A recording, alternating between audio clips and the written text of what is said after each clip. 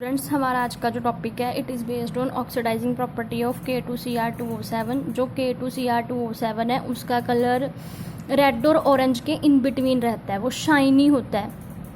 ना तो वो आप उसे प्योरली ऑरेंज बोलोगे, ना आप उसे प्योरली रेड ही बोल सकते हो, तो वो शाइनी रेड या ऑरेंज का मिक्स रहता है। पहले हम स्टार्ट करने लगे हैं ऑक्सीडाइजिंग प्रॉपर्टी, लेकिन उससे पहले आपको इसके बिहेवियर के बारे में पता होना चाहिए।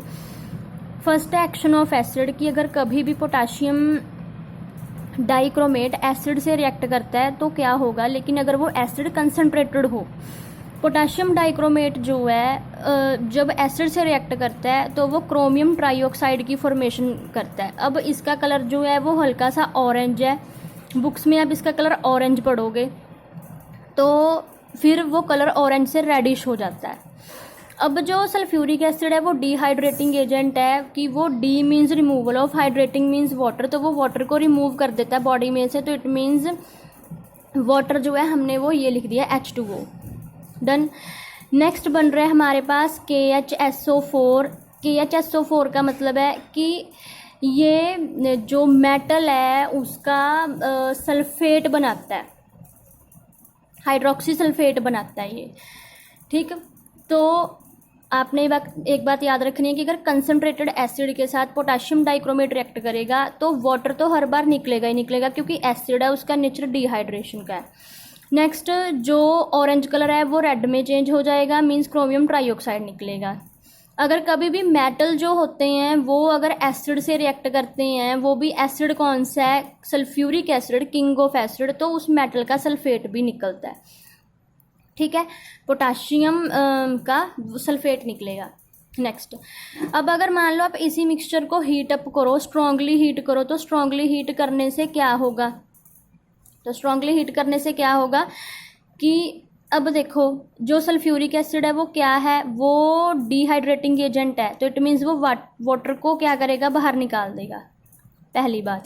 दूसरा, मैंने बोला कि मेटल का सल्फेट निकलेगा। अब जो पोटाशियम है वो भी मेटल है, जो क्रोमियम है वो भी मेटल है, ये हमारे पास है अल्कली मेटल, ये हमारे पास है ट्रांजिशन मेटल, तो इट मीन्स मेटल के दोनों के सल्फेट बन गए K2SO4, ये बन गया Cr2SO4 द थ्राइस। डन। अब ये बन गया Cr2SO4 द थ्राइस। अब आप बोलोगे ये यही क्यों बना है, जो क्रोमियम है वो +3 फॉर्म में मोर स्टेबल होता है और जो सल्फेट है उसके ऊपर होता है 2 नेगेटिव। तो आपको पता है, आपने अपनी प्रीवियस क्लासेस में पढ़ा है कि जो वैलेंसी होती है वो अगर क्रॉस मल्टीप्लाई कर दे तो फॉर्मूला बनता है, तो बन गया Cr2SO4 द थ्राइस, और ऑक्सीजन गैस जो है वो बाहर निकलेगी। डन।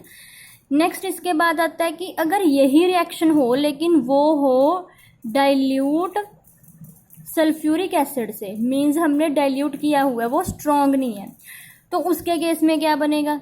अब potassium dichromate react with sulphuric acid, लेकिन ये डाइल्यूट है, इसमें वाटर की क्वांटिटी भी प्रेजेंट है।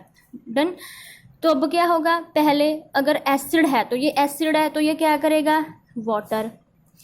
अब क्योंकि ये हमारे पास एसिड है और उसके साथ भी क्या लगा हुआ है, सल्फेट, तो एसिड क्या करता है, मेटल का सल्फेट हर बार बनाता है, तो ये भी मेटल है ये भी मेटल है, तो बन गया K2SO4 plus Cr2SO4 the thrice plus. अब डिफरेंस क्या है कि यहाँ पे भी यही प्रोसेस हो रही है और यहाँ पे भी यही प्रोसेस हो रही है। अब यहाँ पे निकली ऑक्सीजन, यहाँ पे निकली नेसेंट ऑक्सीजन, नेसेंट ऑक्सीजन। अब आपने एक चीज पढ़ी हुई है, एक होता है ऑक्सीडाइजिंग एजेंट, एक होता है रिड्यूसिंग एजेंट। ऑक्सीडाइजिंग एजेंट जिसकी क्या होती है, रिडक्शन, रिड्यूसिंग एजेंट जिसकी क्या होती है, ऑक्सीडेशन। अब रिडक्शन का मतलब क्या होता है, reduction means removal of oxygen, तो ऑक्सीजन क्या हो गई, बाहर निकल गई, रिमूव हो गई, लॉस हो गई, तो इट मीन्स जो K2Cr2O7 है वो क्या एक्ट कर रहा है, वो एक्ट करता है एज ए ऑक्सीडाइजिंग एजेंट, क्योंकि इसमें 3 मॉलिक्यूल ऑक्सीजन के क्या होते हैं, रिमूव हो जाते हैं। डन। अब हमने क्या करना है कि ऑक्सीडाइजिंग प्रॉपर्टीज इसकी डिस्कस करनी है। फर्स्ट है कि I2 फ्रॉम KI। डन। देखो आपको मेंशन होगा कि पोटेशियम डाइक्रोमेट की आप रिएक्शन करो इन एसिडिक मीडियम, ये मेंशन होगा कि एसिडिक मीडियम में करनी है आपने, और वो ये भी मेंशन करेंगे कि डाइल्यूट में करनी है या कंसंट्रेटेड में करनी है। अगर आपने डाइल्यूट में करनी है तो फर्स्ट स्टेप आपका सिमिलर ही रहेगा हर बार। तो फर्स्ट क्या होगा, K2Cr2O7 रिएक्ट विद H2SO4। तो क्योंकि सल्फ्यूरिक एसिड है, डिहाइड्रेटिंग एजेंट है, आंखें बंद करके वाटर लगा दो। अब इसमें 2 मेटल पड़े हैं तो यहाँ पे सल्फेट भी पड़ा है, तो मेटल का सल्फेट भी लगा दो, K2SO4 Cr2SO4 दी थ्राइस प्लस, क्योंकि ये एसिड डाइल्यूट एसिड है तो हमें क्या मिलेगा, नेसेंट ऑक्सीजन जो है वो अवेलेबल होगी। डन। अब इसके बाद नेक्स्ट आपने क्या करना है, आपने करना है KI को I2 में कन्वर्ट करना है। तो अब KI, हर बार आपने एक चीज़ याद रखनी है कि सल्फ्यूरिक एसिड फर्स्ट स्टेप में भी ऐड करना है, सल्फ्यूरिक एसिड सेकंड स्टेप में भी आपने ऐड करना है। डन। आपने कर दिया सल्फ्यूरिक एसिड ऐड। और क्या याद रखना है, जो नेसेंट ऑक्सीजन है वो भी हर बार आपने यहाँ पे ऐड करनी है, क्योंकि अगर नेसेंट ऑक्सीजन को कट करेंगे तभी हमारी रिएक्शन जो है वो बैलेंस होगी। अब क्या होगा, सल्फ्यूरिक एसिड का काम क्या है, सल्फ्यूरिक एसिड का काम है भाई वो वाटर को बाहर निकाल देगा। अब इसमें मेटल ये है तो मेटल का क्या बना देगा, सल्फेट, K2SO4। अब क्या बचा, पीछे बचा कि इसने KI को किस में कन्वर्ट करना था, I2 में। लो जी, हो गया, ये काम हो गया। अब देखो कि अब ये बैलेंस है, अब I2 बन गया हमारे पास। अब बैलेंस आप बाद में भी कर देना, पहले आपने ये स्टेप लर्न रखने हैं कि सेकंड स्टेप में हर बार सल्फ्यूरिक एसिड डलेगा और नेसेंट ऑक्सीजन को हमने ऐड करना है, और जिसमें बोला होगा कि KI किस में कन्वर्ट हो गया, I2, तो वो कन्वर्ट हो गया I2 में। अब 3 ऑक्सीजन है तो क्या करो, इस सारी इक्वेशन को मल्टीप्लाई कर दो विद 3। तो 3KI 3H2SO4 3K2 3। अब इस 3 ऑक्सीजन से ये वाली 3 जो है वो कैंसिल आउट हो गई और हमारे पास नेट रिएक्शन आ गई, K2Cr2O7 प्लस, अब सल्फ्यूरिक एसिड कितने हैं, 3 और 1 4, 4H2SO4 प्लस 3KI। अब 3 and 1 कितने बन गए, 4K2SO4। नेक्स्ट 3 वाटर हैं और 1 4H2O। नेक्स्ट Cr2SO4 दी थ्राइस प्लस 3I2। अब बैलेंस आपने एक बार चेक कर लेनी है कि ओवरऑल क्या ये आपकी बैलेंस है या नहीं है, या फिर क्या करो फर्स्ट स्टेप में ही चेक करो कि फर्स्ट स्टेप में अगर आप बेटर है कि अगर आप चेक कर लोगे तो इजी रहेगा कि वो बैलेंस है या नहीं है। बेटरमेंट यही है कि फर्स्ट स्टेप में ही चेक करते हुए आओ, फिर आपको प्रॉपरली पता चलेगा। डन। सेकंड हमारे पास आ रहा है फेरस टू फेरिक। फेरस होता है Fe2 पॉजिटिव, फेरिक होता है Fe3 पॉजिटिव। अब आपको यही गिवन होगा और ये सारी रिएक्शन जो है वो इम्पॉर्टेंट है, very very important examination point of view से ये एग्जाम में पूछ ली जाती हैं।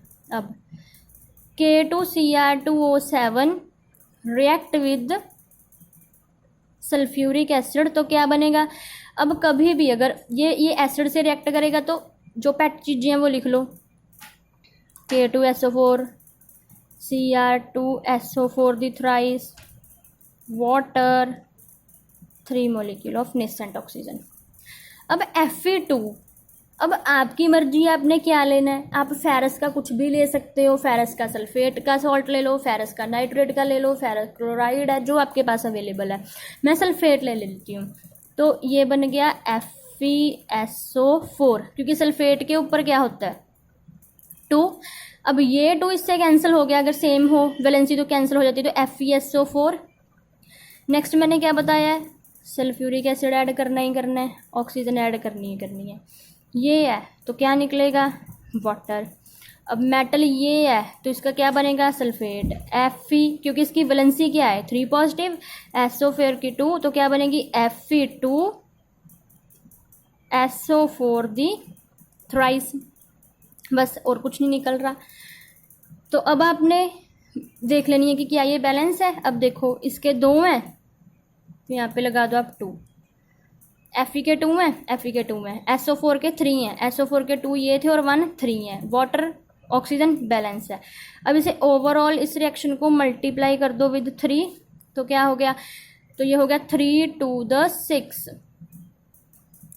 ये हो गया 3, ये 3, ये 3, ये 3। अब इससे इसे कर दिया कैंसिल। अब ओवरऑल लिख दो K2Cr2O7 प्लस 3 ये है और 1 ये है 4H2SO4। अब भी देखो मैंने ये चेक नहीं की है कि ये बैलेंस्ड है या नहीं। तो फर्स्ट स्टेप यही होता है कि स्टेप बाय स्टेप उसे चेक करते रहो कि क्या वो बैलेंस्ड है, अगर नहीं है तो उसे बैलेंस करके देखो।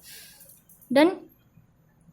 नेक्स्ट आ गया 6FeSO4, अब K2SO4, done. Cr2SO4 the thrice, 3Fe2SO4 the thrice, 4 molecule of water। Done.